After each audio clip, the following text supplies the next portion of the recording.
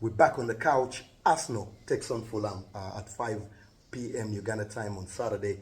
That's a very, very huge London clash, Timothy, but one that usually doesn't go well for Fulham. They've almost not won at Arsenal, I think, in about 19 games. So it's very, very interesting to see them, how they turn up in this particular fixture. Arsenal 2 games to the good, 6 points so far from the season. Fulham, of course, won the first game that they played this season. That goal coming from Dick Reed. Coming to an Arsenal team this time around, they've just lost Alexander Mitrovic. We now know he has gone to Saudi Arabia after their transfer. Very huge fee that was paid for him. Where does Fulham look for goals going forward, Timothy?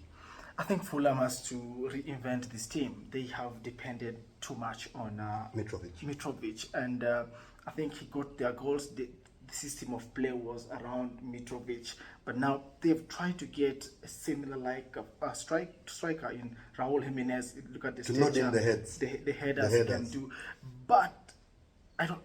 The last 3 years or 2, ever since the injury to Jimenez, he has looked a shadow of his former self. Yes, he has not been the same Jimenez. So they have to try and reconstruct, maybe play to the best of his abilities. The likes of Willian, the likes of Pereira have to find the link with Jimenez, and then maybe they can start firing. But like you've said, it's been a long time since the last won or got a result from Arsenal, so I don't think it's one that Fulham will look at it and.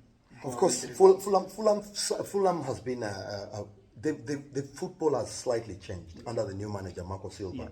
So there've been some bright sparks in a few games that we've been watching them. You see that the style of football is starting to change. Of course, the heavy reliance on headers and crosses into the box, that is something that the coach still needs to work on. Perhaps as we edge into this season, this will be his, I think, second full season in charge. So we need to see the Marco Silva, perhaps, that was brought in to change the tide. For Arsenal, very, very interesting start to the season. 6 points in those games. They had to grind out the last result after they got a red card. So it was very interesting to see that side of Arsenal, that they can be able to. Grit now. They seem to have the grit to be able to see out a game of that nature. The game was quite physical, and you could tell at the end almost every player looked spent. They now come into the side with that red card to Takehiro Tomiyasu, with the injury to Julian Timber, with a few injuries to contend with. But there's also positive news. Zinchenko has come back. Gabriel Jesus is back in training. We are hearing that he might even be given a chance to play in this particular game. How does Arsenal line up against Fulham in this particular one? Do we see some changes? I think with the red card to Tomiyasu, perfectly there will be a change at the left back. Zinchenko will come in. You look at the formation that Arteta has been trying to deploy, where he's having Thomas Partey at the right back, and Partey was always being played there to do the Zinchenko role, where to come into the midfield. But now that the owner of that formation, or the best player in that formation is Zinchenko, who is back. Does Partey go back to the midfield and Gabriel slots back to pair up with Saliba? It's something that would be interesting to look into this game. But the positives are there. I don't see Arsenal dropping any points. The momentum has come in. We saw them having an easy game in their game 1 against Nottingham, and then game 2 they were able to grind out the result. And this Fulham, I think, with both sides of the story now, they should be able to get 3 points in this fixture. It will certainly be interesting. We'll be keeping our eye, especially on the midfield, like you've highlighted. Does Thomas Partey come back into the midfield, and what does that mean for Declan Rice and Kai Havertz? There definitely be a ripple effect going forward. We know that Odegaard is almost assured, Saka is almost assured. Does Martinelli so there'll be a question there. Does Martinelli play, or does it be Havertz in that way? The only challenge for Martinelli, I think, would be Trossard. I don't think Havertz can drive the way Martinelli does. So I think that's coveted also for Martinelli. As of now, he's not yet come with the goods the way he ended last season. But for me, I think Martinelli is still assured.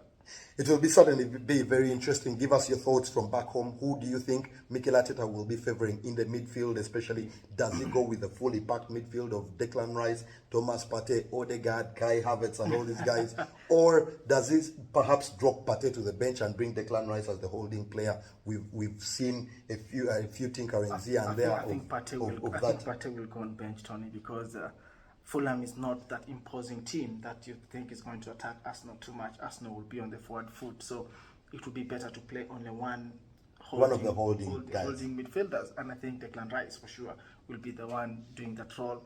It's unfortunate for Partey because I think he deserves to be in that team. No, but you know, Partey, you have to handle him with care. He has brittle legs, so it's very interesting in such games, perhaps where the coach expects that this will be a win, or that might be an easier fixture. There's no easy fixture in Premier League, but maybe if you think it will be an easier fixture, then perhaps you put him on the bench and rest him for other games. Of course, there will be an international break coming up very soon, so maybe now is not the time to rest players, but we'll definitely be keeping our eye on that particular decision that Mikel Arteta will be making. Arsenal will be taking on Fulham at 5 p.m. in a very, very blockbuster London clash. Do not go anywhere. We'll be bringing you the rest of the games. But before we go there, Timothy, what's your prediction for this one? I've gone for Arsenal to win this 3-0.